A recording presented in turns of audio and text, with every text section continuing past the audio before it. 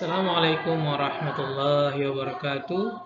Kembali lagi dalam channel saya Sukaini Azan, di mana dalam channel ini kita akan membahas tentang filsafat, pendidikan, dan kekuasaan. Di materi kali ini kita akan membahas tentang pendidikan sebagai pilar demokrasi.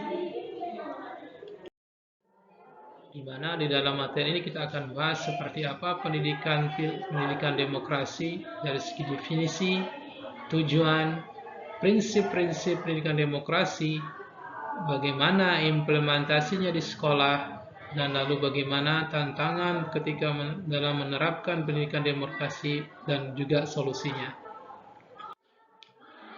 Pendidikan demokrasi adalah proses pembelajaran yang bertujuan membentuk individu yang sadar akan hak dan kewajibannya sebagai warga negara, di mana warga negara perlu memahami pentingnya partisipasi aktif dalam kehidupan bermasyarakat dan menghargai perbedaan pendapat serta nilai-nilai demokratis.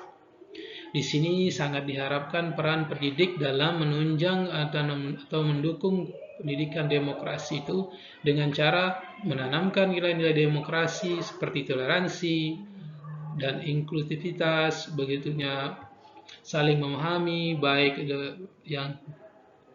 Yang kedua adalah peran pendidikan adalah mengembangkan keterampilan berpikir kritis sehingga orang mudah untuk memahami mana yang hak dan mana yang batil, dan mana yang salah dan yang benar, dan berani untuk menyampaikan pendapatnya.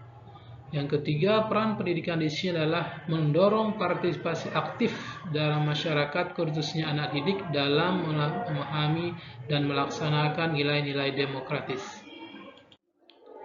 Adapun tujuan pendidikan demokrasi di sekolah itu adalah sangat penting, di mana pentingnya pendidikan demokrasi adalah untuk menanamkan nilai-nilai demokratis sendiri, sehingga anak didik akan memahami apa itu keadilan, kebebasan, persamaan hak, dan penghormatan terhadap perbedaan, baik yang kaya, miskin, ada yang berada dan tidak berada, ada anak yang pintar, ada anak yang kurang pintar, dan sebagainya. Ini sangat penting dipahami oleh anak-anak sejak dini. Yang kedua, tidak kalah pentingnya adalah bagaimana pendidikan demokrasi ini akan mampu meningkatkan kesadaran bernegara. Sejak dini, siswa itu harus memahami seperti apa sistem pemerintahan, apa kewajiban dan apa haknya kita sebagai warga negara dalam pemerintahan ini. Tujuan yang ketiga adalah melatih partisipasi aktif. Jadi, kita ingin siswa kita sejak dini membiasakan dia dalam berkontribusi, dalam berdemokrasi, dalam mengambil keputusan di sekolah. Yang keempat, tidak kalah pentingnya adalah kita ingin siswa kita membangun toleransi. Artinya apa? Siswa kita dorong untuk memiliki rasa hormat terhadap keberagaman budaya, agama, dan sebagainya. Lalu pendidikan demokrasi itu harus dimulai dari sekolah. Menurut John Dewey, seorang filsuf dan pendidik progresif, dia memandang sekolah itu penting sekali untuk mengajarkan pendidikan. Kenapa? Karena sekolah itu adalah sebagai miniatur masyarakat, di mana di sekolah terdapat kehidupan sosial yang lebih luas, di mana di sana siswa bisa berinteraksi, bekerja sama, dan memecahkan masalah seperti yang mereka hadapi nanti di dunia nyata. Maka peran kita sebagai pendidik dan masyarakat harus mampu mendukung pendidikan yang relevan sesuai dengan kehidupan nyata nantinya, dan menjamin akses keadilan dan pemerataan dalam pendidikan. Tugas kita yang ketiga adalah harus bisa menciptakan lingkungan yang mendorong kerjasama antar siswa. Dan yang keempat adalah menyediakan dukungan untuk pendidikan karakter. Lalu seperti apa implementasi pendidikan demokrasi di sekolah? Nah, pendidikan demokrasi bisa dilakukan dalam berbagai hal, tidak mesti harus secara spesifik. Bisa dilakukan di dalam intrakurikuler maupun ekstrakurikuler di sekolah, di mana misalkan di kegiatan intrakurikuler dari setiap kenaikan kelas baru, kita akan menggiring siswa-siswa kita untuk melakukan pemilihan ketua kelas. Di sini siswa belajar untuk bagaimana bersaing, bagaimana cara memilih ketua kelas yang baik sesuai dengan pilihan mereka dan secara adil dan demokratis dimulai sejak bangku sekolah. Pendidikan demokrasi juga kita bisa tanamkan melalui diskusi kelompok dan musyawarah, di mana di sana anak-anak terlatih untuk bisa berpendapat, berani mengeluarkan ide atau gagasan, dan mengambil keputusan sesuai dengan pilihan terbanyak. Yang ketiga yang bisa kita lakukan adalah menyediakan proyek-proyek kolaboratif. Dengan proyek-proyek kolaboratif ini yang dilakukan oleh siswa mampu melatih kerjasama, saling berbagi kepada teman-temannya. Pendidikan demokrasi juga bisa kita tanamkan lewat kegiatan ekstrakurikuler seperti organisasi OSIS, di mana siswa di sana dilatih untuk bagaimana mengatur kegiatan OSIS, dari bagaimana pemilihan ketua, bagaimana cara kita menyampaikan ide gagasan saat menjadi ketua, dan bagaimana yang lain untuk bisa memilih ketua dan wakilnya. Begitupun setelah jadi organisasi OSIS, bagaimana mereka mengatur dalam pertemuan, rapat, mengambil keputusan rapat, dan sebagainya. Yang kedua, bisa juga dilakukan dalam pengelolaan kegiatan ekstrakurikuler. Bagaimana anak-anak dilatih untuk ikut serta dalam kegiatan ekstrakurikuler seperti olahraga, tari, lomba-lomba lainnya. Bisa. Yang ketiga adalah anak-anak kita latih untuk melakukan kegiatan sosial dan penggalangan dana, di mana hal ini melatih kepedulian anak-anak terhadap teman-teman atau sesama yang saling membutuhkan. Yang keempat adalah bagaimana kita mengajarkan demokrasi melalui debat-debat antar siswa, di mana materi-materi debat itu kita arahkan ke hal-hal bagaimana yang berkaitan dengan demokrasi, seperti bagaimana berdemokrasi yang baik, lalu seperti HAM, hak asasi manusia itu seperti apa, dan materi-materi demokrasi yang lainnya.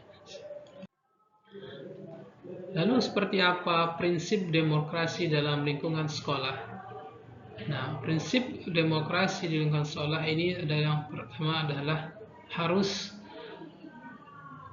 melibatkan semua pihak di sekolah, baik guru, siswa, dan orang tua, di mana tidak hanya dibebankan kepada siswa sendiri, semua pihak harus berkait, di mana guru sebagai fasilitator, siswa yang berperan aktif dalam mendukung berdemokrasi, dan orang tua dan komunitas sebagai pendukung pendidikan harus ikut terlibat dalam mencapai pendidikan demokrasi. Yang kedua, prinsipnya adalah keseimbangan hak dan tanggung jawab, di mana hal ini diperlukan untuk memberikan kebebasan kepada siswa untuk menanamkan rasa tanggung jawab sosial mereka. Lalu seperti apa tantangan pendidikan demokrasi? Yang pertama adalah timpangan akses. Kita tahu daerah terpencil minim fasilitas pendidikan. Nah, ini menjadi problema kita dalam melaksanakan pembelajaran. Yang kedua, ketidaksesuaian kebijakan pusat dengan kondisi di daerah. Kadang-kadang segala kebijakan, bantuan, dan fasilitas itu hanya terpusat pada daerah, kota, dan sekitarnya. Sementara daerah marginal atau daerah tertinggal itu kekurangan. Tantangan yang kedua adalah kualitas pembelajaran kita, di mana metode pengajaran yang masih teoritis dan otoriter. Artinya masih hanya mempelajari pendidikan saja, namun kurangnya pendidikan hal-hal di luar pembelajaran pendidikan. Yang kedua, minimnya pelatihan guru tentang nilai-nilai demokrasi. Tantangan pendidikan demokrasi yang ketiga adalah topik-topik sensitif, di mana guru kadang-kadang menghindari isu-isu kontroversial seperti hak minoritas dan pluralisme. Guru hanya terpaku kepada pembelajaran di sekolah yang sesuai dengan bidangnya saja, sehingga kurang mengangkat tentang tema-tema demokrasi yang berkaitan dengan materi pembelajaran. Adapun solusi dari permasalahan tersebut adalah tentu saja kita harapkan pemerataan infrastruktur, fasilitas, dan akses pendidikan kepada seluruh wilayah dari Sabang sampai Merauke. Yang kedua, banyak diadakan pelatihan-pelatihan guru yang berkelanjutan untuk metode pengajaran yang demokratis. Yang ketiga adalah mendorong pembelajaran aktif dan dialog di dalam kelas, baik di dalam pembelajaran dan di luar pembelajaran, baik dalam keadaan intrakurikuler maupun ekstrakurikuler. Dari pemaparan ini dapat disimpulkan bahwa pendidikan itu sebagai pilar demokratis harus mampu mengembangkan individu yang cerdas, kritis, dan berpartisipasi aktif dalam kehidupan masyarakat. Namun, tantangan seperti ketimpangan akses dan metode pembelajaran yang kurang efektif perlu segera diatasi untuk memastikan semua individu memiliki kesempatan yang sama untuk berkembang. Yang kedua tadi, pendidikan demokratis dimulai sejak dini agar menjadi pilar bagi keberlanjutan demokrasi yang sehat. Dan tentunya agar mereka siap nantinya anak-anak didik kita menghadapi dinamika perubahan dengan bijaksana. Oke, demikian yang dapat saya sampaikan tentang materi pendidikan sebagai pilar demokrasi. Semoga bermanfaat. Sampai ketemu lagi dalam materi-materi tentang filsafat pendidikan dan persoalan selanjutnya. Sekian, Assalamualaikum warahmatullahi wabarakatuh.